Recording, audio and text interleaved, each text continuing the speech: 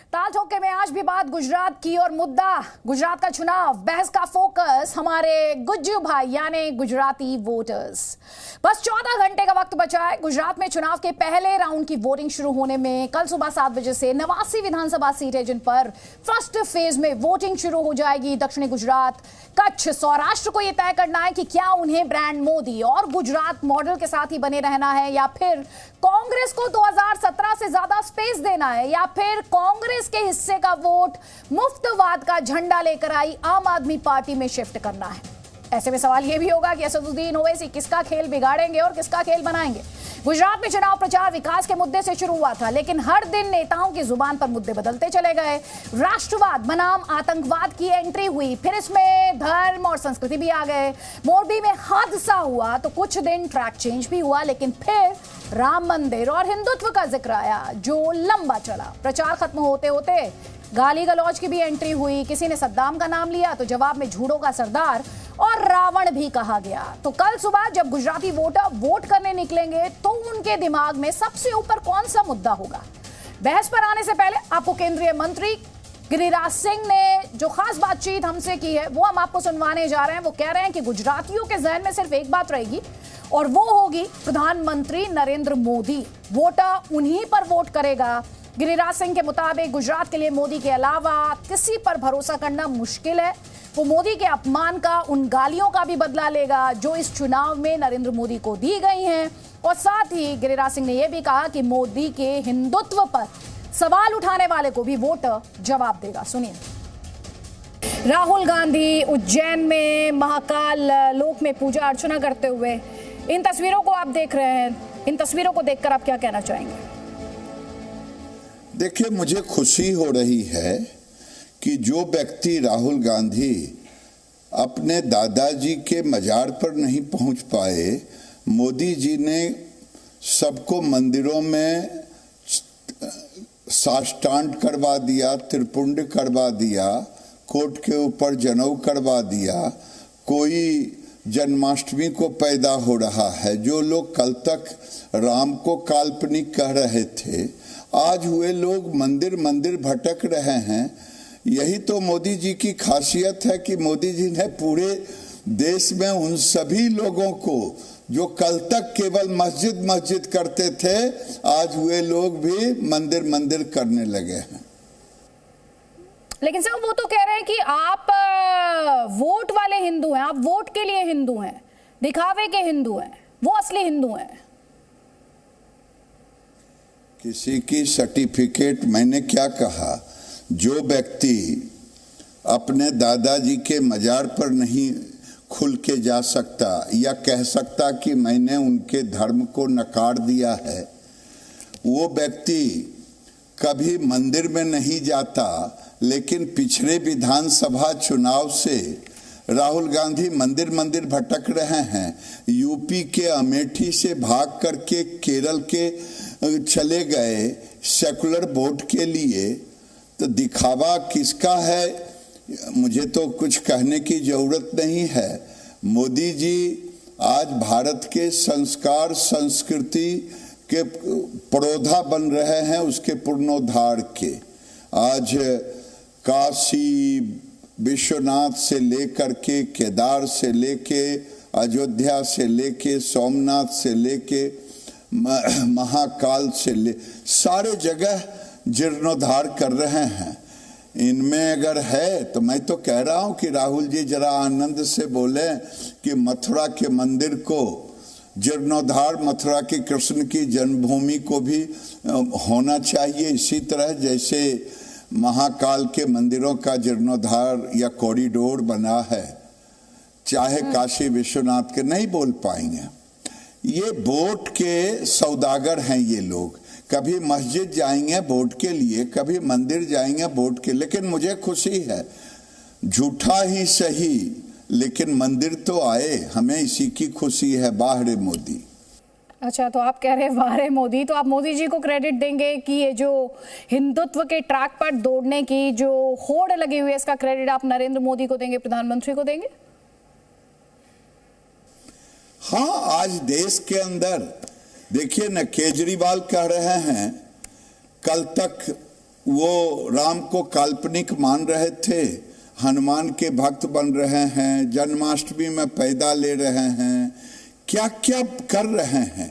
तो ये तो मोदी का ही है कि आज जो सोनिया जी का पूरा परिवार कभी मंदिर गया कि नहीं गया, लेकिन आज जा रहे हैं, ये मुझे खुशी हो रहा है कि आज पूरा परिवार मंदिरों में जा रहे हैं।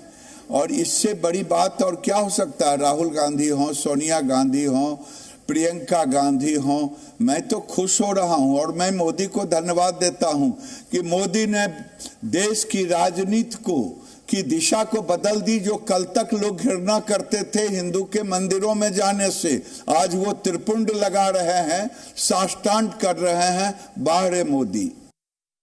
थोड़ी देर पहले हमारी कांग्रेस पार्टी के नेता हरीश रावत जी से बात हो रही थी। वो कह रहे थे कि केदारनाथ में गर्भगृह को प्रसारित नहीं किया जा सकता, दिखाया नहीं जा सकता, लेकिन प्राइम मिनिस्टर जब वहां जाते हैं तो तस्वीरें सब जगह दिखाई जाती हैं।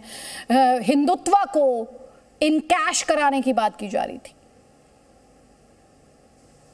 आप चिंता न करें, उनके पास इसके सिवा कोई शब्द नहीं है। मोदी तो गुमनाम जिंदगी बरसों तक उस हिमालय में बिताने का काम किया है और आज मोदी जी ने लोगों को गांव-गांव यात्रा करने पर भी बाध्य कर दिया। मोदी जी ने आज भारत की राजनीति को एक नया दिशा देने का काम किया है, यही मैं कहूँगा। नहीं, आप कह रहे हैं गांव-गांव जाने के लिए मजबूर कर दिया, लेकिन वो तो ये भी आरोप लगा रहे हैं ना आपकी पार्टी पर कि आप ध्रुवीकरण की कोशिश करते हैं, आप देश में हिंदू मुसलमान कर रहे हैं। मैं कह रहा हूं कि मोदी आज एक ऐसा व्यक्तित्व का नाम है, अगर मैं कहूं कि वो सनातन के पुनरुद्धार के लिए एक अवतारित पुरुष के रूप में आया है, जो पूरी दुनिया में आज तक योग को भारत की संस्कृति से जुड़ा रहा, पूरे दुनिया में योग को स्थापित किया। आज पूरी दुनिया में भारत के मान मर्यादा को, चाहे आतंकवाद के रूप में, इन लोगों ने तो आतंकवाद को भी बढ़ावा दिया, इन लोगों ने भारत की संस्कृति से घृणा की। ये नहीं नेहरू के जमाने से होता रहा, ये तो दिखावा कौन कर रहा है ये कहने की जरूरत नहीं है, लेकिन मोदी आज भारत में एक अवतारित पुरुष के रूप में पैदा लिया है, जो मोदी आज सबों को बाध्य कर दिया है राजनीति की दशा और दिशा बदलने में। आप दिखावे की बात कर रहे हैं, वो कह रहे हैं कि जो मैंने अभी पूछा कि ध्रुवीकरण की कोशिश आपकी पार्टी कर रही है, हिंदू मुसलमान आपकी पार्टी कर रही है, उस पर आप क्या जवाब देंगे? अच्छा, हिंदू मुसलमान हम कर रहे हैं। हिंदू मुसलमान तो जिंदगी भर कांग्रेस पार्टी ने मुसलमानों को कभी देश के मुख्य धारा में नहीं जुटने दिया, और हम कर रहे हैं। हम ये जरूर कह रहे हैं, सच को सच कहने की मुझे हिम्मत है, यही अंतर है। हम ध्रुवीकरण नहीं करते, ध्रुवीकरण तो कांग्रेस के लोग बरसों से करते आ रहे हैं। आज देश के अंदर में एक नई संस्कृति का देन हुआ है। मुसलमान के वोटों के लिए सब लोग एक क्या क्या नहीं कर रहे हैं, लेकिन मैं तो तीसरी बात कहना चाहता हूं। आखिर हम गुजरात में लोग कह रहे हैं ओवैसी को मुसलमान का वोट काट रहा है, मोदी को फायदा होगा। मैं कह रहा हूं, हिंदू का कौन देखेगा? हिंदुओं के साथ जो बरसों तक विभेद करके जातियों में बांटा गया, अगर आप देखते हैं मुसलमानों में भी कई जातियां हैं। आज थोड़ा सा वोट कटता है, ओबीसी काटे वो काटे, मुझे उससे कोई लेना देना नहीं, लेकिन मुसलमानों की वोट की चिंता सबको है, और हिंदू को तो इन लोगों ने बंधुआ मजदूर मान लिया है। नहीं, लेकिन आप असदुद्दीन ओवैसी की बात कर रहे हैं। असदुद्दीन ओवैसी को लेकर तो यही आरोप लगाते हैं आपके ओपोनेंट कि उन्हें बीजेपी की मदद करने के लिए भेजा गया है। वही तो मैं कह रहा हूं। मैं ये कह रहा हूं कि आज बिहार में महागठबंधन की राजनीति जाति ध्रुवीकरण कर रहा है। ये किसको मदद कर रहा है? ये भारत की राजनीति और बिहार की राजनीति और देश के राजनीति में अखिलेश जी क्या कर रहे हैं? ये छोटी छोटी पार्टियां क्या कर रहा है? हिंदुओं के वोटों को जातियों में बिखराव करने का काम कर रहे हैं कि नहीं कर रहे हैं? लेकिन आपकी वही जो हिंदू मुस्लिम को लेकर सवाल है, असदुद्दीन ओवैसी ये कहते हैं कि आप मुसलमानों को टारगेट करते हैं, वो ये कहते हैं कि आप मुसलमानों के साथ भेदभाव करते हैं। मैं भेद नहीं करता। मैं पूछता हूं, मैं जिस विभाग का मंत्री हूं, देश में 2,95,00,000 मकान देने का काम किया, प्रधानमंत्री आवास। मुसलमानों को भेद नहीं किया। प्रधानमंत्री ने आयुष्मान भारत दिया, कभी नहीं कहा कि कौन सा हिंदू है कौन सा मुसलमान है। ओवैसी जरूर भेद करते, कहते कि अल्लाह ताला का है, हमें ये हिंदुस्तान से उन्हें भड़काने की कोशिश करते, मुसलमानों को पोलराइज करते, और वो आज जिन्ना का दूसरा रूप भारत में अपने आप को मानने लगे हैं। भारत को तोड़ने की एक साजिश कर रहे हैं ओवैसी। देश के अंदर में आजादी के पहले एक जिन्ना था, आजादी के बाद ये ओवैसी दूसरे जिन्ना के रूप में आज काम कर रहे हैं पूरे देश में। आज देखिए, इनके सारे भाषण को देख लीजिए, ये मुसलमान को भड़काने के सिवा और कुछ नहीं करते, नफरत करने के सिवा कुछ नहीं करते। अगर ये नफरत फैलाते हैं मुसलमानों के अंदर में हिंदुओं के प्रति, तो क्रिया की प्रतिक्रिया तो स्वाभाविक है, होते ही रहता है। तो यहाँ पर आप केंद्रीय मंत्री गिरिराज सिंह को सुन रहे हैं, और साथ ही सवाल ये भी उठता है, एक तरफ वो कह रहे हैं कि ध्रुवीकरण की कोशिश नहीं की जा रही है, हिंदुओं के वोट को लेकर होड़ लगी हुई है, असदुद्दीन ओवैसी को लेकर वो काफी हमलावर है, लेकिन तमाम पॉलिटिकल पंडित्स बस एक ही सवाल पूछ रहे हैं, क्या एक बार फिर से गुजरात में वोटिंग से पहले ध्रुवीकरण हुआ है? तो अभी आपने जो कहा, आपने कहा कि मोदी जी ने बिसात इस तरह से बिछाई है, और जितना मैं समझ पाई हिंदुत्व की बिसात इस तरह से बिछाई है कि हर पॉलिटिकल पार्टी को वहां पर आकर उसी पिच पर आना पड़ रहा है। मोदी जी ने यही किया है कि आज भारत के संस्कार और संस्कृति, सनातन के वैभव को, आज ये जो हमारा सोमनाथ है, केदारनाथ है, काशी विश्वनाथ है, अयोध्या है, आज इसके वैभव, इसके उत्थान की चिंता होनी चाहिए थी कि नहीं आजादी के बाद? अगर यहां नहीं होता तो क्या पाकिस्तान और बांग्लादेश में होता?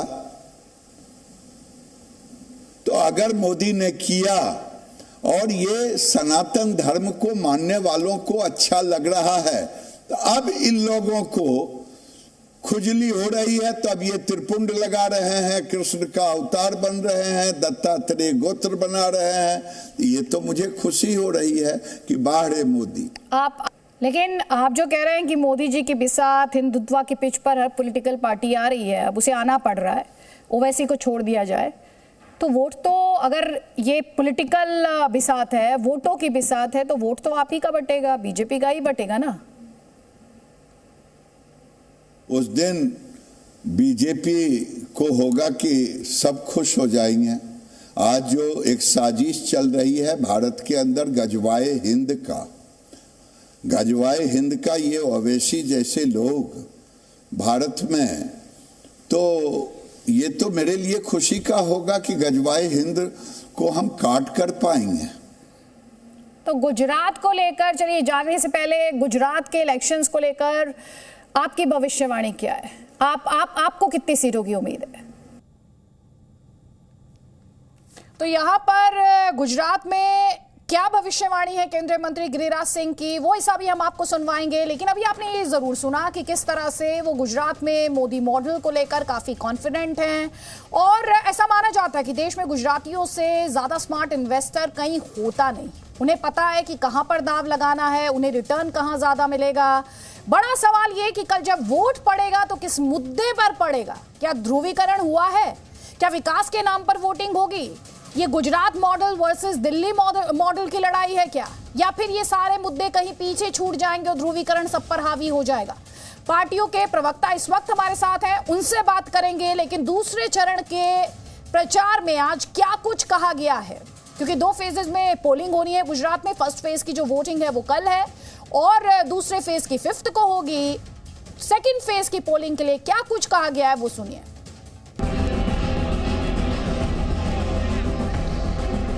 एक तरफा भारतीय जनता पार्टी सारे रिकॉर्ड तोड़ेगी। 5 लोग प्रधानमंत्री की पूजा करते हैं और हिंदुस्तान का पूरा धन उनके हवाले कर दिया जाता है।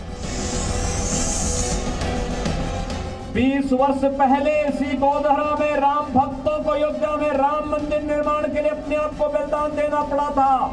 जिस प्रकार का यशस्वी नेतृत्व मिल रहा है, आज उसका परिणाम है कि अयोध्या में भगवान राम के भव्य मंदिर के निर्माण का कार्य प्रारंभ हो चुका है।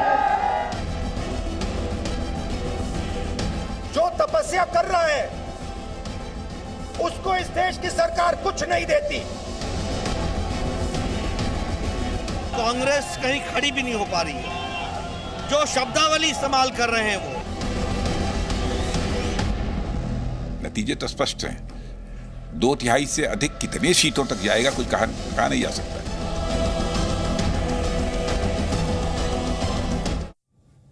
तो अभी आप सुन रहे थे केंद्रीय मंत्री राजनाथ सिंह ये कह रहे थे कि 2/3 से ज्यादा सीटें आ रही हैं गुजरात में बीजेपी की। कई खास मेहमान हमारे साथ हैं। कांग्रेस पार्टी के प्रवक्ता सुरेंद्र राजपूत हमारे साथ हैं, एआईएमआईएम के प्रवक्ता अब्दुल मन्नान हमारे साथ हैं और हमारे साथ जिगर दोशी जी हैं, पॉलिटिकल एनालिस्ट हैं। सुरेंद्र राजपूत जी, पहला कमेंट आप ही का। आपने सुना राजनाथ सिंह जी ये कह रहे हैं कि 2/3 से ज्यादा सीटें आ रही हैं गुजरात में बीजेपी की। भाई कल तक वो 2/3 नहीं 3/4 ले जाए, सारी सीटें ले जाए, कौन रोक रहा है? अपनी सरकार बना करके अपना दावा पेश करे, राज्यपाल के पास चले जाए, सरकार बना ले, कौन रोक रहा है? लेकिन जब जनता चुनेगी, 8 तारीख को निर्णय आएगा, तब उनको अपने शब्द वापस लेने पड़ेंगे। क्योंकि गुजरात इस बार चुनाव कर रहा है बेरोजगारी के खिलाफ, महंगाई के खिलाफ, खोखले वादों के खिलाफ। जो गुजरातियों को 27 साल से लगातार दिए जा रहे हैं, उन खोखले वादों के खिलाफ गुजरात चुनाव कर रहा है। मैं गुजरात में ही था कल तक चुनाव में। अदिति, मैं आपको बताऊं, जिस तरीके का एक अंडर करंट है, उससे सारे पॉलिटिकल पंडित ध्वस्त हैं, फेल हैं। सारे मीडिया के मैनेजमेंट सारे के सारे ध्वस्त हैं वहां पर, चाहे वो साबरमती के फ्रंट पर लगाइए, चाहे कहीं पर लगा लीजिए आप। मैं आपको बड़ी स्पष्ट कह रहा हूं कि वहां के व्यापारी, वहां का बेरोजगार साथी, वहां की महिलाएं महंगाई के खिलाफ, बेरोजगारी के खिलाफ एक जन आंदोलन रूप ले लिया है। और जिस तरीके से एक आप पार्टी ने अपने आप को वहां प्रस्तुत करने की कोशिश की थी, वो गुब्बारा भी फूट गया है। आज की डेट में सत्ता के सामने स्पष्ट लड़ाई कांग्रेस लड़ रही है और जन मित्रों के जरिए लड़ रही है, गांव-गांव लड़ रही है, पांव-पांव लड़ रही है, नगर-नगर लड़ रही है, डगर-डगर लड़ रही है। कांग्रेस पार्टी इस वक्त सरकार बनाने जा रही है, ऐसा हमारा विश्वास है।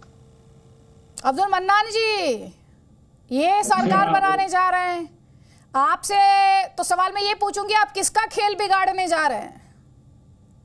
हम किसी का खेल बिगाड़ने नहीं तो चलिए, किसका खेल बनाने जा रहे हैं?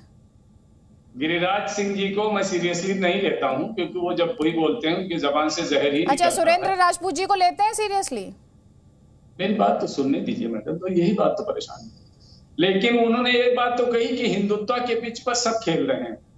अब सवाल ये पैदा होता है कि जब अरविंद केजरीवाल जैसा आदमी कहता है कि लक्ष्मी जी की फोटो लगा दो तो गरीबी दूर हो जाएगी, जब नरेंद्र मोदी कहते हैं थाली बजाओ ताली बजाओ तो कोरोना भाग जाएगा, जब राहुल गांधी जी जनेऊ ऊपर पहनने लगे, जब पाठ कोई करने लगे, तो सवाल इस बात का पैदा होता है कि इन सब मामले से कैसे देश का हल होगा।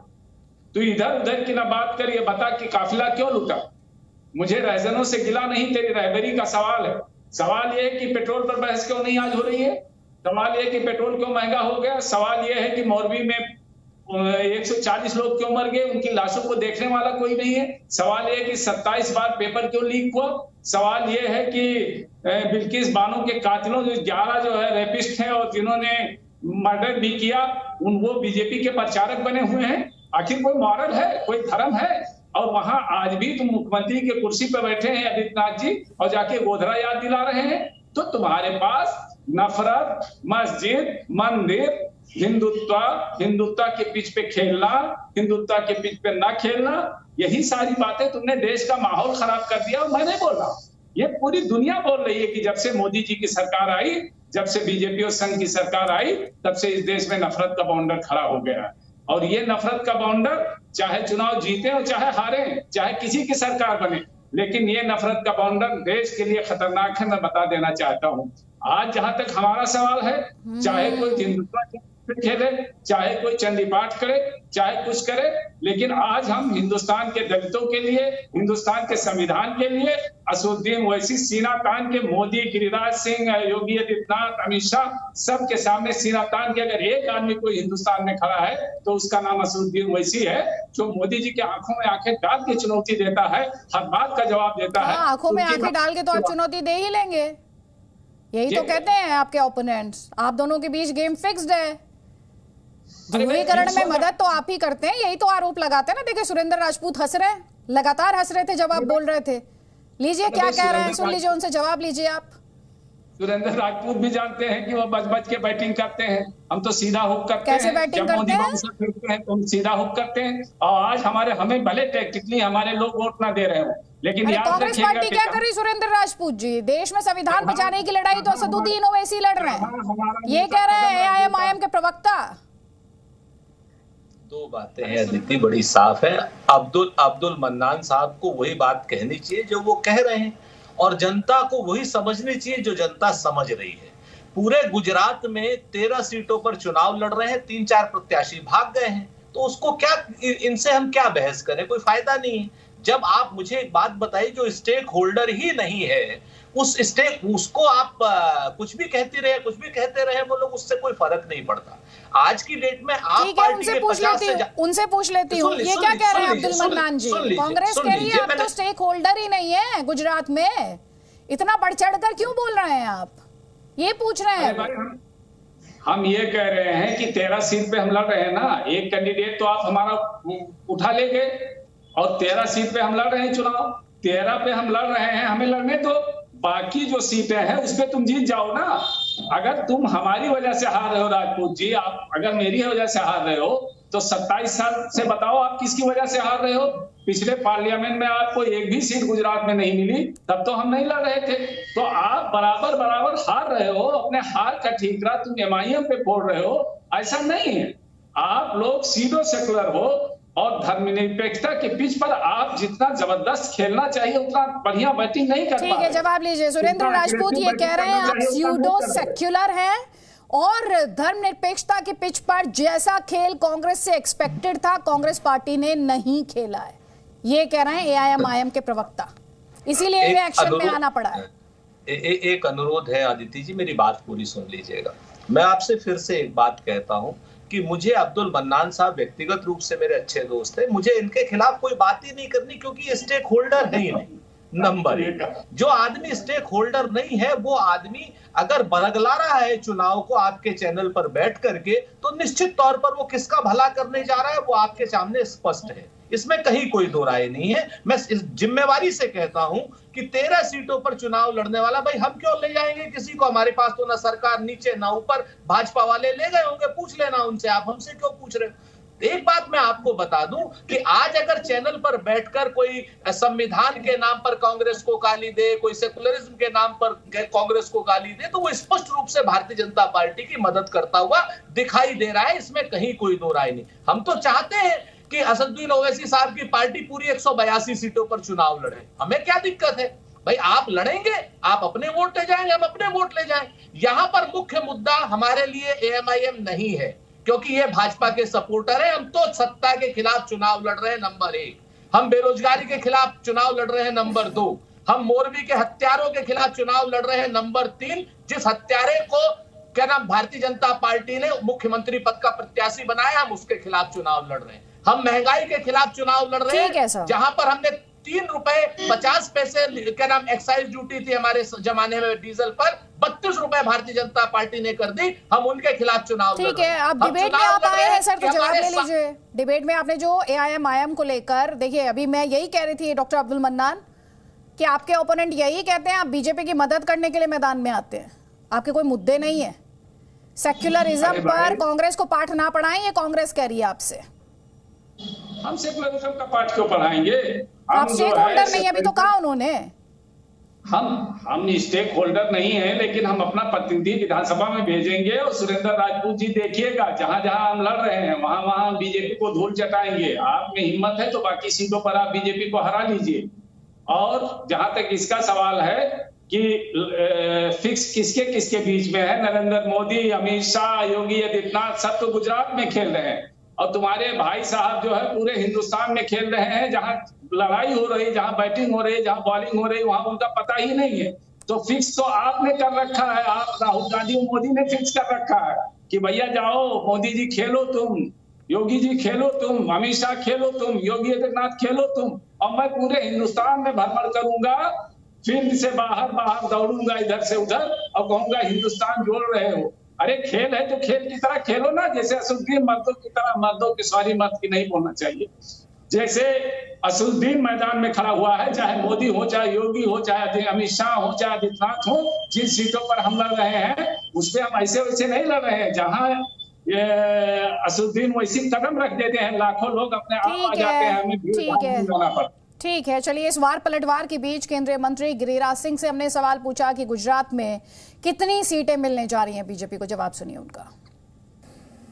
तो गुजरात को लेकर, चलिए जानने से पहले गुजरात के इलेक्शंस को लेकर आपकी भविष्यवाणी क्या है? आपको कितनी सीटों की उम्मीद है? मैं भविष्यवाणी करता नहीं, लेकिन ये जरूर कहता कि जो नरेंद्र मोदी ने गुजरात में 2000 के पहले के गुजरात कांग्रेस ने 4 दशक 5 दशक तक वहाँ राज किया, 5 दशक तक, और आज मोदी जी ने एक माहौल कच्छ जैसे डिजर्ट में जहाँ की पानी तक का नहीं, वहाँ पानी पहुँचाया, उद्योग पहुँचाया, माहौल क्रिएट किया। लोग आज मोदी को भगवान के रूप में देख रहे हैं और मोदी 2/3 मेजोरिटी से वहाँ जीतेंगे। ठीक है, आप कह रहे हैं 2/3 मेजोरिटी से बीजेपी वहां पर आ रही है। कांग्रेस को कितनी सीटें देंगे आप? कांग्रेस के लिए तो सबसे बड़ी शर्म की बात है, जो जितनी पिछली सीटें थी अगर वो आधी बचा लें तो उनके लिए बहुत बड़ी बात है। आपकी पार्टी तो कांग्रेस आधी भी नहीं बच रही है। आपकी पार्टी 2 दर्जन सीट आ जाए कांग्रेस को, यही बहुत है। ठीक है, 2 दर्जन सीटों की बात कह रहे हैं और दूसरी तरफ आपकी पार्टी का तो नारा रहा कांग्रेस मुक्त भारत। अच्छा, ये क्यों ना हो जिस पार्टी ने पार्टी को अपना एक बपौती मान लिया हो, जैसे पहले राजे रजवाड़े होते थे। कांग्रेस में तो एक ही परिवार का है ना, नेहरू जी हटे, इंदिरा जी आई, इंदिरा जी के बाद राजीव गांधी का खानदान, यही खानदान की ही तो पार्टी है। आज अध्यक्ष भी बनाए हैं ऐसा कि मैं इस कुछ कहूंगा नहीं, वरिष्ठ हैं वो, बेचारे कुछ बोलते भी हैं तो पूछ करके बोलते हैं। और हमारे आसाम के मुख्यमंत्री ने तो कहा, एक फोटो तो दिखा दीजिए कि खड़गे जी के साथ कल राहुल गांधी ने चाय तो पिया है, ये भी चित्र दिखा दीजिए। मल्लिकार्जुन खड़गे ने रावण का भी जिक्र किया था, 100 सिर वाले रावण का। देखिए, खड़गे जी ने मोदी जी को रावण कहा है, 10 शीश कहा है। मैं कहता हूं कि 100 सिर कह रहे हैं रावण को, जो भी कहा हो। कांग्रेस ने या जिन लोगों ने मोदी को जब जब गाली दिया है, हत्यारा कहा था, खून का सौदागर कहा था, यही सोनिया गांधी ने मौत का सौदागर कहा था, और गुजरात के लोगों ने उसका जवाब दिया था। और आज मैं कह रहा हूं, जो लोग गुजरात को कहा है कंस हैं, जो लोग कह रहे हैं मोदी को गाली दे रहे हैं, गुजरात की जनता 8 तारीख को मत के जब ईवीएम का रिजल्ट आएगा तब आपको पता चलेगा कि मोदी से लोग कितना प्यार करते हैं। केंद्रीय मंत्री गिरिराज सिंह जी, बहुत किससे प्यार करते हैं, किस मुद्दे से लगाव है गुजरात के वोटर का? के शर्मा भी अब हमारे साथ है। के शर्मा जी, यहाँ पर कांग्रेस पार्टी कह रही है कि वोट पड़ेगा गरीबी पर, बेरोजगारी पर, आपके हिसाब से गुजरात चुनाव का सबसे बड़ा मुद्दा क्या है? आप कितना ही कोशिश, उन्होंने ये भी कहा कितना ही कोशिश कर लीजिए ध्रुवीकरण की, असल मुद्दों पर वोटिंग होने जा रही है और कांग्रेस की हवा है वहां पर।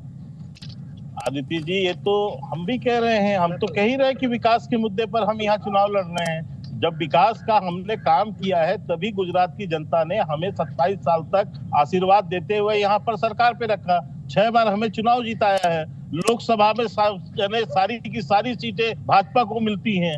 इसीलिए क्योंकि यहाँ पर जो है ऑलरेडी विकास, जिस ढंग से डबल इंजन की सरकार है, या मोदी जी जब यहाँ मुख्यमंत्री थे, या जो डबल इंजन की सरकार यहाँ चली है, उसने जो विकास के काम किए हैं, उसके कारण से यहाँ पर जनता जो हमें आशीर्वाद देगी। बिल्कुल सही हमें कह रहे हैं कि बिल्कुल विकास के मुद्दे पर ही चुनाव है और विकास के मुद्दे पर ही जनता हमें समर्थन देगी।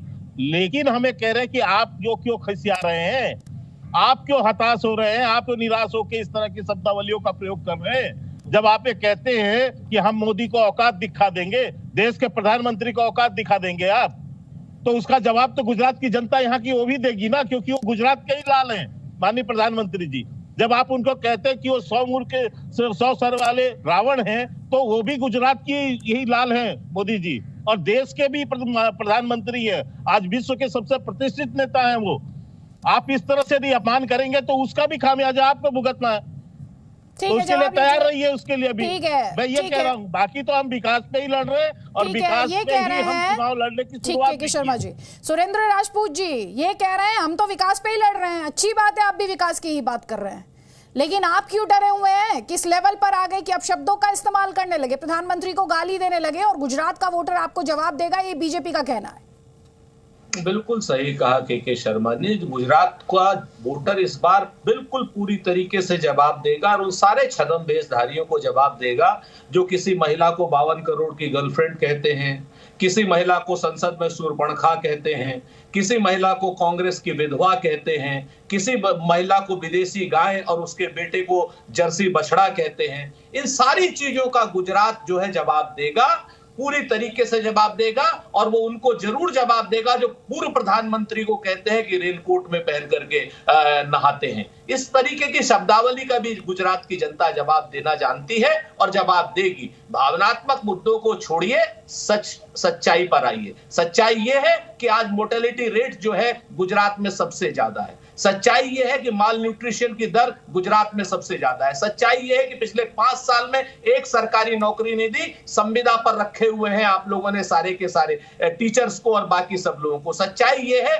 कि गुजरात में महंगाई बेहताशा बढ़ी हुई है। सच्चाई ये है कि गुजरात में बेरोजगारी की दर बहुत ज्यादा है। इन सारी सच्चाइयों के सामने आइए शर्मा जी, इन सारी बातों को मत कीजिए। रही बात अगर रावण की बात करेंगे तो शूर्पणखा की बात आएगी अच्छे तरीके से। मल्लिकार्जुन खड़गे साहब का बयान पूरा सुन लीजिए, पूरा सुनने के बाद कहा कीजिए ये भावुकता नहीं चलेगी। उत्तर प्रदेश के सीएम योगी आदित्यनाथ के भाषण का वो अंश हम सुनवाते हैं जिसमें उन्होंने गोधरा में कार सेवकों को जिंदा जलाए जाने का और अब उत्तर प्रदेश में राम मंदिर निर्माण का जिक्र किया है। सुनिए।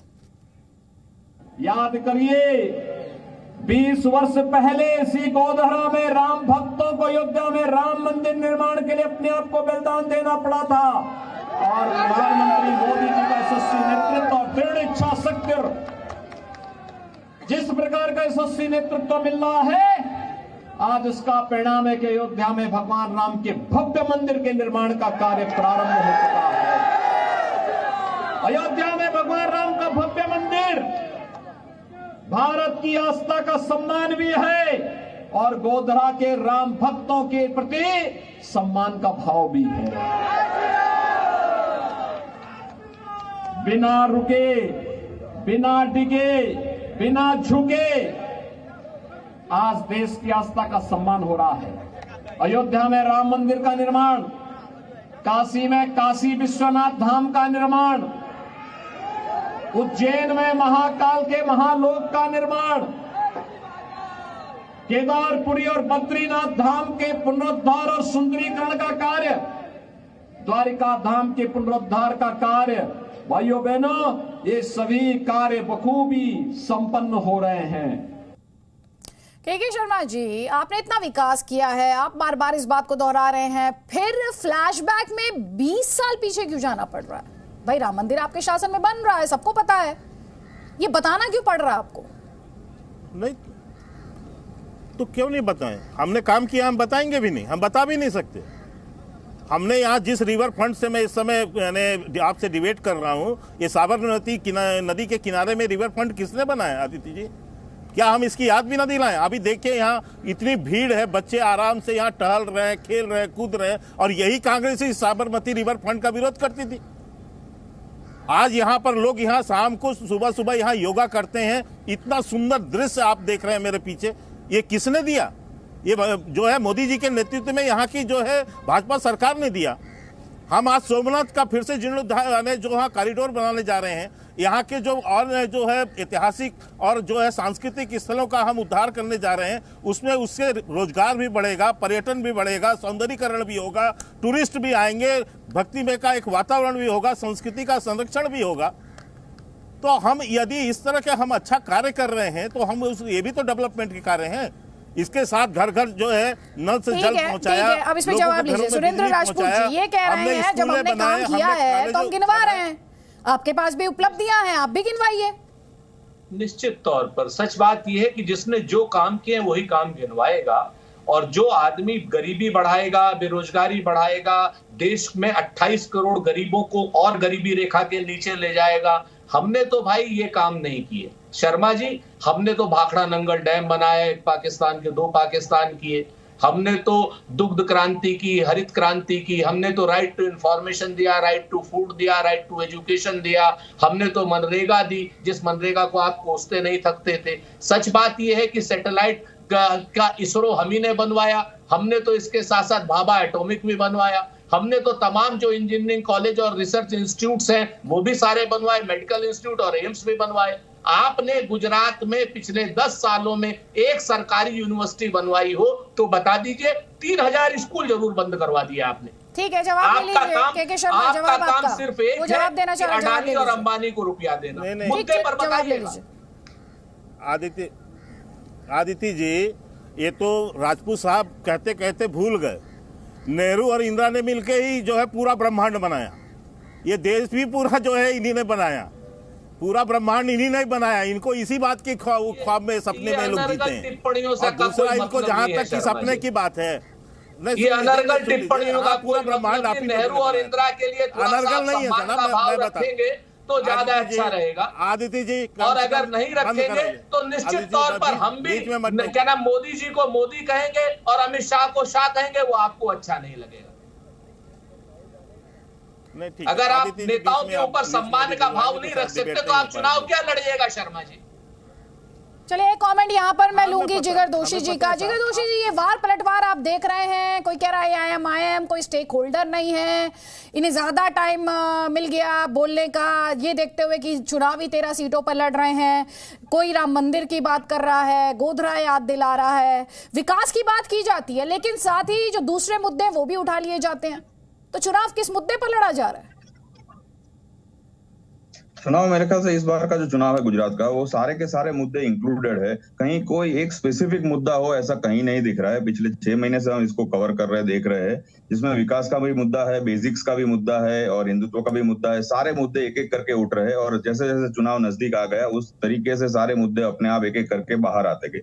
तो मेरे ख्याल से इस बार जो टक्कर दिख रही है वो बिल्कुल कांटे की टक्कर है। जहां तक MIM की बात है और वो मतलब अगर ताल ठोक रहे हैं ऐसा बोल रहे हैं कि नहीं, वो भी शायद रेस में है, तो मेरे ख्याल से 13 सीटों पर लड़ते हुए वो रेस में नहीं है, ये मैं बिल्कुल स्पष्ट हूँ। सबसे बड़ी जो रेस दिख रही है वो कांग्रेस और बीजेपी की डेफिनेटली दिख रही है। आम आदमी पार्टी सिर्फ सौराष्ट्र और सूरत के कुछ जिले हैं वहां पर ही स्ट्रांग है और अलग अलग जो सौराष्ट्र के गांव है वहां बहुत उन्होंने अपना प्रचार प्रसार किया हुआ है। पर अगर इस सारी चीज को हम आंकड़ों के जरिए समझने की कोशिश करें तो 2017 में अगर आप देखें तो 70% वोटिंग हुआ था, मतलब 100 में से 70 लोगों ने वोट दिए थे और 70 जो वोट आए थे उसमें से 35 वोट बीजेपी को मिले थे, 29 वोट से वो कांग्रेस को मिले थे और 6 से वो अदर्स को मिले थे। अब अगर वो 35 वोट जो बीजेपी के थे उसमें से अगर आम आदमी पार्टी 5 या 7 वोट भी निकालने में कामयाब होती है और कांग्रेस के भी 7 या 10 वोट निकालने में कामयाब होती है तो भी वो फिर भी तीसरे नंबर पर रहेगी। ये एक गणित बैठ रहा है आज की तारीख में। तो आप ये कह रहे हैं कि आम आदमी पार्टी आपके आकलन के मुताबिक बीजेपी को भी डेंट कर रही है और कांग्रेस पार्टी को भी डेंट कर रही है? बिल्कुल बिल्कुल बिल्कुल, दोनों पार्टियों को डेंट डेफिनेटली करेगी थोड़ा बहुत अंश में, पर ज्यादातर वो कांग्रेस को डेंट कर रही है, ऐसा पिक्चर एक दिख रहा है, क्योंकि आम आदमी पार्टी का मैक्सिमम प्रचार। माफी के साथ मैं आपको इंटरप्ट कर रही हूँ, क्योंकि दर्शक जब आपको सुन रहे होंगे तो वो ये जानना चाहेंगे कि ज्यादा नुकसान किसका करेगी, बीजेपी को ज्यादा डेंट करेगी कि कांग्रेस को ज्यादा नुकसान होगा? क्योंकि कुल मिला के राजनीति में, विधानसभा में तो ये आंकड़ों का खेल है। बिल्कुल, मैं वही बता रहा हूँ, कांग्रेस को ही ज्यादा नुकसान करेगी, क्योंकि आम आदमी पार्टी का मैक्सिमम प्रचार प्रसार सौराष्ट्र के जिलों में हुआ है, जहां पर 2017 में कांग्रेस के पास 31 सीटें थी 54 में से, और सबसे ज्यादा नुकसान करने के लिए वहां ही उनकी जो क्षमता है वो उन्होंने बढ़ाई है। तो जो सबसे ज्यादा जोर लगा, अगर ये चीज हम जो चर्चा कर रहे हैं वही अगर होगा तो इसका सीधा फायदा बीजेपी को होगा, वो साफ स्पष्ट बात है। पर फिर भी ये आज की तारीख में मैं ये मानकर चल रहा हूँ कि बीजेपी और कांग्रेस के बनाम बाकी ओवरऑल सारी लड़ाई चल रही है।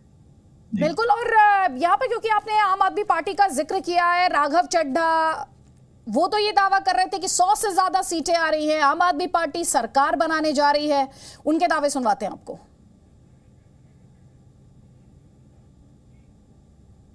बहुत अच्छा फीडबैक है, लोग गले लगाते हैं, लोग माथा चूमते हैं, आशीर्वाद देते हैं, फोटो खींचते हैं, फेसबुक लाइव करते हैं। हमारी बात जो है रैली में बैठे 1000, 2000, 5000 लोग गुजरात के कोने कोने तक पहुंचाते हैं और बहुत अच्छा रिस्पांस है।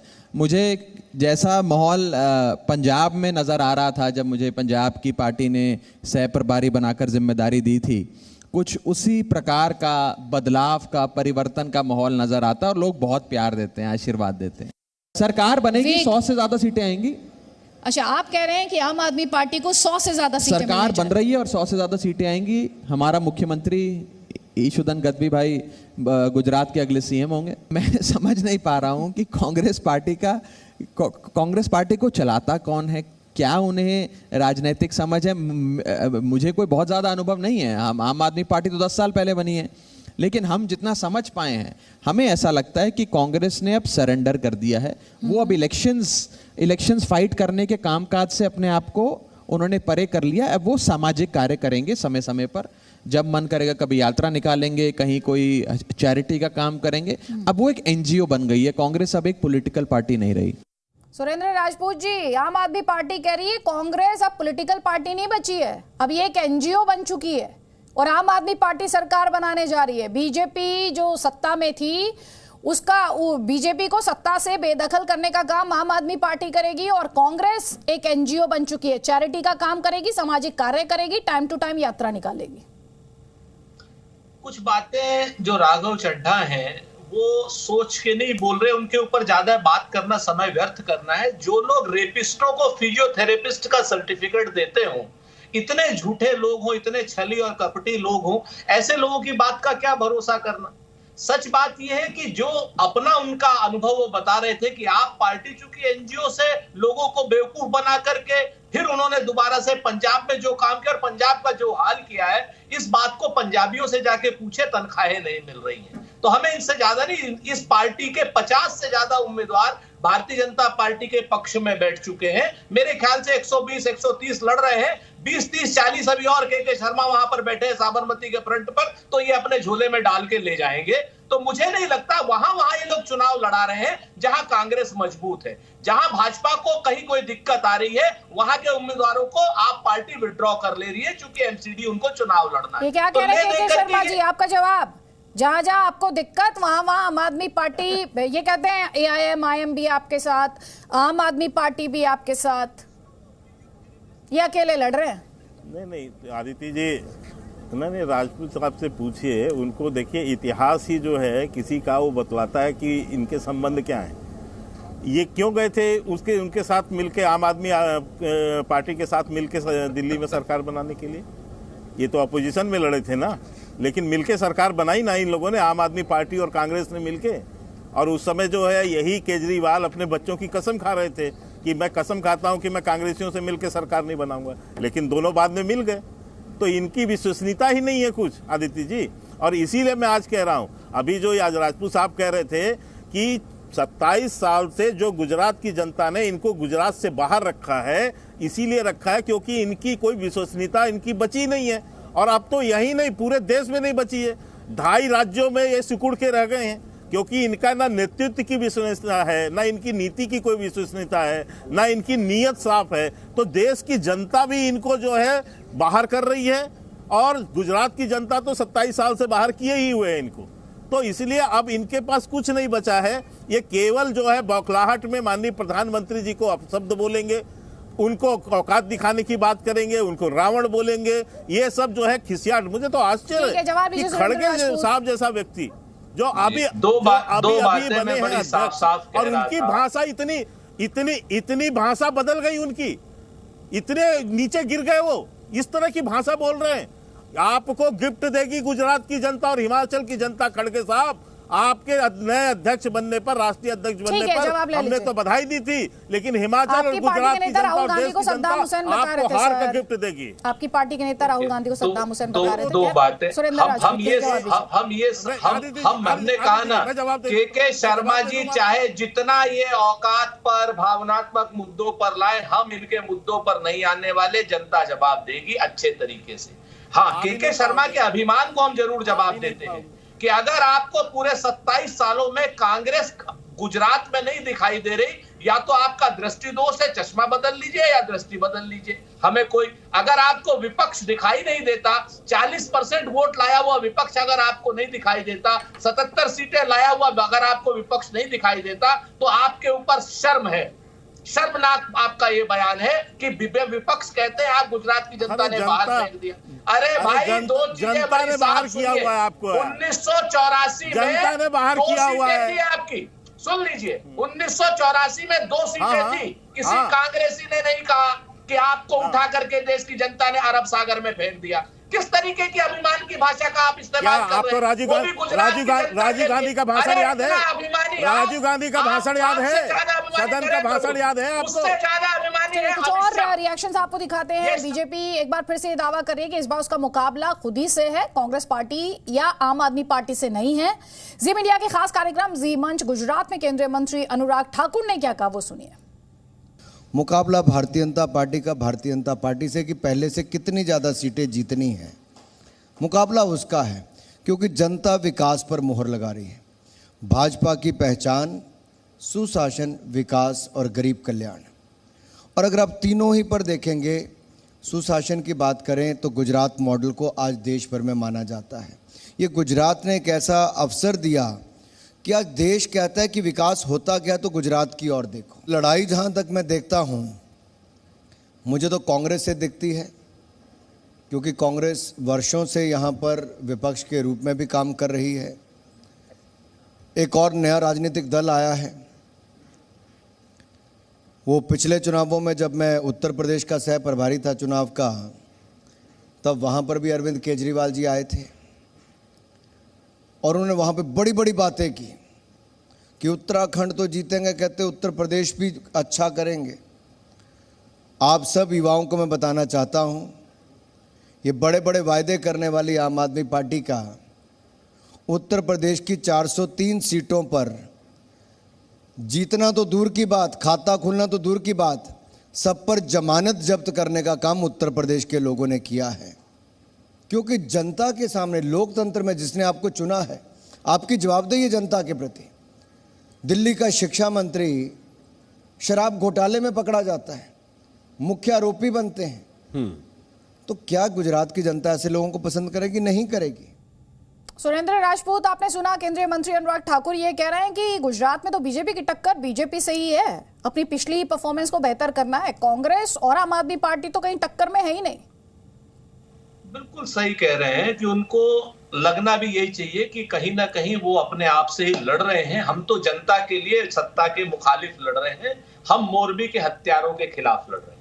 बहुत स्पष्ट है, जिन लोगों ने 140 लोगों की हत्या की है मोरबी में, हम उनके खिलाफ लड़ रहे हैं। जिन्होंने संविदा की नौकरी को पक्का नहीं किया, हम उनके खिलाफ लड़ रहे हैं। जिन्होंने पुरानी पेंशन बहाल नहीं की, हम उनके खिलाफ लड़ रहे हैं। जिन्होंने महंगाई को आसमान पर चढ़ा दिया, हम उनके खिलाफ लड़ रहे हैं। हम उन सारे झूठे लोगों के खिलाफ लड़ रहे हैं जो चुनाव में मंच पर खड़े होकर के झूठ बोलते हैं और उसके बाद भाग जाते हैं। तो हम तो चुनाव लड़ रहे हैं जनता के लिए। हमें इन बड़े बड़े वादों पर। अब्दुल मन्नान, उनका जवाब ले लीजिए। अब्दुल मन्नान,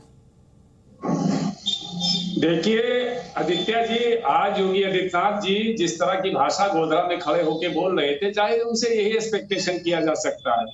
वो योगी है, महंत है, डेवलपमेंट और विकास की बात तो करेंगे नहीं। लेकिन एक बात याद रखिए, सुरेंद्र राजपूत जी को भी बताना चाहता हूँ, मेरे दोस्त हैं, कि जिस गोधरा के नाम पर मोदी बने, जिस गोधरा के नाम पर बीजेपी ने इतना बड़ा जो है बाउंडर खड़ा किया देश में, उसी गोधरा में आज हमने बीजेपी, कांग्रेस और सारी पार्टियों को हरा के, और हमारा मेयर इस वक्त गोधरा में MIM का है। ये आप लोगों को मालूम होना चाहिए। आदित्य जी, आपको ये मालूम होगा, अगर नहीं मालूम होगा तो पता लगा लीजिए। गोधरा में इस वक्त MIM का मेयर है। और जहां तक इसकी बातें हैं कि जो लोग बोल रहे थे, चाहे गिरिराज सिंह जी हो, तो ये किसकी वजह से जीत गया है? ये कन्हैया लाल ने और इन्होंने RJD ने अपना वोट बांटा था, इसलिए जीत के आए, वरना ये सदन में ही ना आते। तो वोट कटवा तो वहां कन्हैया लाल वो थे। और जहां तक इनका मामला है, अभी अनुराग ठाकुर को सुनवा रहे थे, ये तो बिल्कुल जहर ही उगलते हैं। इन्हें दिल्ली में मतदान जमाना हुए अपने भाषण की वजह से।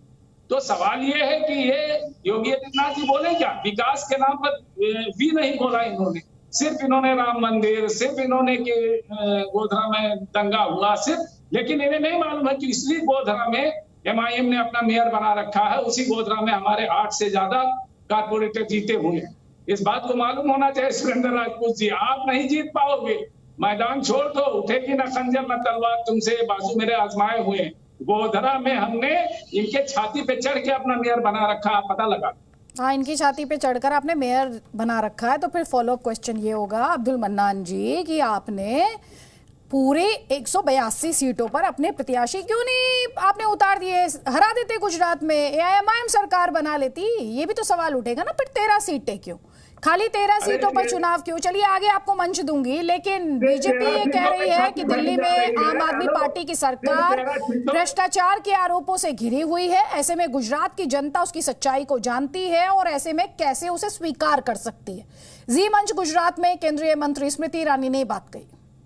राजनीति और विशेषतः लोकतंत्र का सबसे बड़ा आभूषण है कि हर राजनीतिक पक्ष को अधिकार है कि वो अपने मुद्दे लेकर जनता के सम्मुख जाए। हाथ वाले तो विदा हो चुके हैं, झाड़ू वाले आए हैं। इन झाड़ू वाले क्या लेकर आए हैं, ये देखना बहुत ज़रूरी है, क्योंकि गुजरात में चुनाव एकमात्र लोकतांत्रिक ढांचे का अंग नहीं है, समाज को प्रभावित करने वाला भी एक अंश माना जाता है।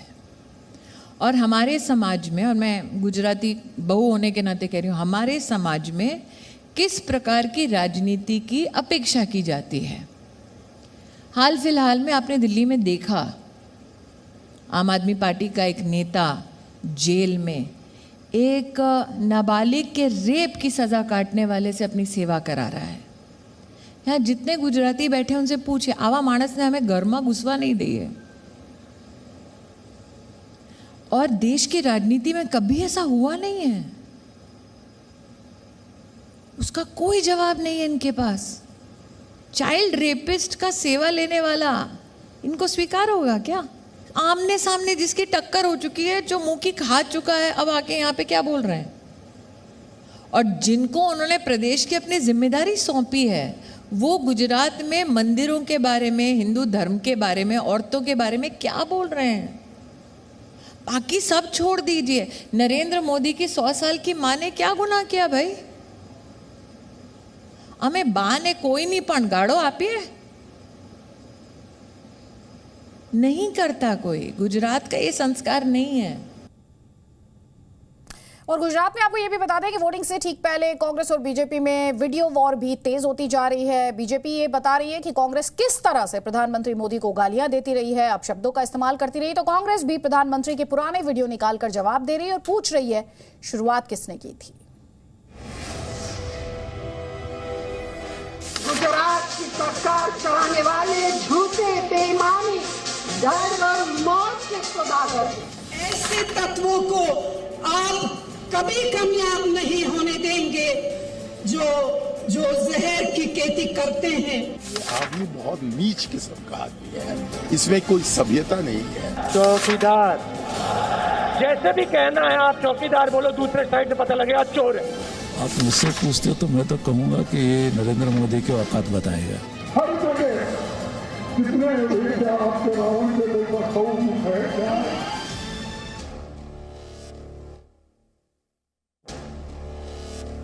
हिंदुस्तान का तीसरी कक्षा का बच्चा तो हिंदुस्तान के राज्यों का नाम बोल पाएगा, लेकिन ये इटली की बेटी नहीं बोल पाएगी। कांग्रेस की कौन सी विधवा थी? हिमाचल के दौरे पर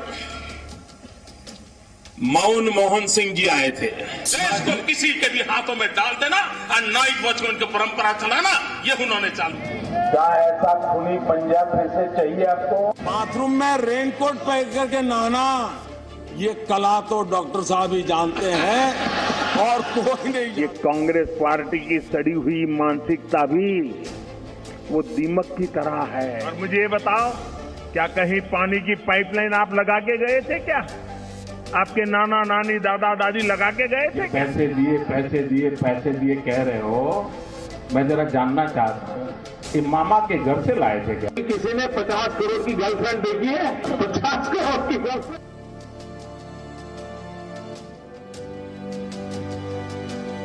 तो कई खास मेहमान लगातार हमारे साथ हैं। के शर्मा जी, कांग्रेस पार्टी ये पूछ रही है कि शुरुआत किसने की थी अपशब्दों के इस्तेमाल की? आदित्य जी, मैं चाहूँगा आप अपने, क्योंकि बहुत पुरानी है जी टीवी, तो उसकी लाइब्रेरी में बहुत सारे संग्रह होंगे। मैं आपको सन भी बता देता हूँ, डेट भी बता देता हूँ। अगस्त 2 का चुनाव निकाल लीजिए, और उस समय पहली बार सोनिया गांधी ने अटल बिहारी वाजपेयी जी को गद्दार बोला था। जब से सोनिया गांधी राजनीति में आई हैं, इस देश की राजनीति में इस तरह की संस्कृति ने जन्म लिया, और इस तरह की भाषा का प्रयोग सर्वप्रथम सोनिया गांधी ने शुरू किया है। इसलिए मैं आपको कहना चाहता हूँ, लेकिन फिर भी आप इस तरह के जब शब्दों का प्रयोग करेंगे तो ऐसे आपकी बौखलाहट भी दिखेगी, और जनता उसका समय समय पर आपको जवाब भी देती है। जितनी बार भी माननीय प्रधानमंत्री मोदी जी के अगेंस्ट इस तरह के शब्दों का प्रयोग किया गया है, जब तक जनता ने उसका जवाब अपने वोटों के माध्यम से दिया है, और कांग्रेस इस बार भी यही कर रही है। अभी एक राजपूत जी कह रहे थे, मैं एक बात कह के समाप्त करूंगा, कि हम तो जनता के लिए लड़ रहे हैं। अरे यहाँ सेना है, सेनापति भागे भागे फिर रहा है, उसकी हिम्मत नहीं पड़ रही है कि वो जो है गुजरात भी चले आए। इनकी सोनिया गांधी कहाँ है, कहाँ है राहुल गांधी? हिमाचल तो गए ही नहीं, यहाँ एक दिन दर्शन दिए, और यहाँ पर किसके उसमें लड़ रहे हैं? क्योंकि हार का ठीकरा ना फूट जाए सर पर, और फिर से एक नई और रिकॉर्ड में एक ऐड हो जाए, इस हार के डर के मारे भागे भागे फिर रहे हैं। आज यहाँ पर जब लोकतंत्र है का ये उत्सव है, जनता का सामना करने की जरूरत है, जनता से मिलने की जरूरत है, नेतृत्व भागे भागे फिर। जवाब ले लीजिए, जवाब ले लीजिए। के शर्मा जी को शायद पूरा ज्ञान नहीं है। आप अपनी जी न्यूज की आर्काइव्स में ही चले जाइएगा, तो आपको 1984 से लगातार आपको जब मुद्दे मिलेंगे, जब से भारतीय जनता पार्टी का जन्म हुआ है, तब से भारतीय जनता पार्टी ने जिन मुद्दों की बात की है, उन सारे मुद्दों में गाली गलौज, आप मैं आपको अटल जी से लेकर के, अडवाणी जी से लेकर के, मुरली मनोहर जी से लेकर के, किस किस का नाम लूं? आपके यहाँ पर ये जो साक्षी महाराज से लेकर के, कल्याण सिंह से लेकर के, ये सारी चीज मैं आपको यहाँ पर आज दूसरी बात कहने आया हूँ कि आपके मुद्दों पर बहुत स्पष्ट रूप से जान लीजिए, चाहे वो योगी आदित्यनाथ हो, चाहे योगी आदित्यनाथ हो, चाहे गिरिराज सिंह हो, और चाहे कोई हो, गुजरात की जनता इस बार सब जान रही है, सब समझ रही है। मैं सारे व्हाट्सएप पर भेज दूंगा, मैं बोल नहीं सकता हूँ। हम आपकी तरीके से बेशरम नहीं है, हम आपको सारे दे देंगे। आप बोल ही नहीं पाओगे। आप लोगों की बातें सुनकर जो दर्शक भी देख रहे होंगे कि ऐसा लग रहा है आप शब्दों को लेकर कंपटीशन में आप लोग कोई अपशब्दों और गिनवा रहे हैं कि पहले आपने ये बोला, फिर ये बोला, फिर हमने ये बोला। ये अपशब्दों की प्रतिस्पर्धा है, अपशब्दों का कंपटीशन है। बिल्कुल नहीं, आप सबको सोचने की जरूरत है। राजनीति में क्या अपशब्दों की कोई गुंजाइश होनी चाहिए? राजनीति में ये सवाल आज पूछा जाना चाहिए, और जनता को भी सोचना और पूछना चाहिए। आज रक्षा मंत्री राजनाथ सिंह ये कह रहे हैं कि कांग्रेस जितनी गालियां देगी उसकी झोली उतनी खाली होती चली जाएगी। राजनाथ सिंह ने यह भी कहा कि राष्ट्रवाद पर बात करने को आप ये कहकर नहीं रोक सकते कि चुनाव तो राज्यों का है। जी मीडिया संवाददाता रविंदर ने रक्षा मंत्री से खास बातचीत की है, सुनिए। अपोजिशन को भी लगता है कि बीजेपी नहीं, मोदी पर हमला करो, और मौत के सौदागर 2007 में शुरू हुई थी, अब जाकर झूठ के सरदार और रावण औकात तक चली आई। भाई बीजेपी मोदी जी को अलग करके आप क्यों देख रहे हैं? लेकिन जिस तरीके से आप शब्दों का वो प्रयोग कर रहे हैं, स्वस्थ लोकतांत्रिक व्यवस्था में इसे कोई स्वीकार नहीं करेगा। देश की जनता उन्हें माफ नहीं करेगी। सर, देश भी ये जानना चाहता है कि जब भी चुनाव होता है तो बीजेपी सांस्कृतिक राष्ट्रवाद पर चलाती है, हिंदुत्व पर चलाती है। हिमाचल में भी देखा और यहाँ भी यूसीसी की बात हो रही है, रेडिकलाइजेशन की बात हो रही है, जबकि एटीसी है यहाँ पर।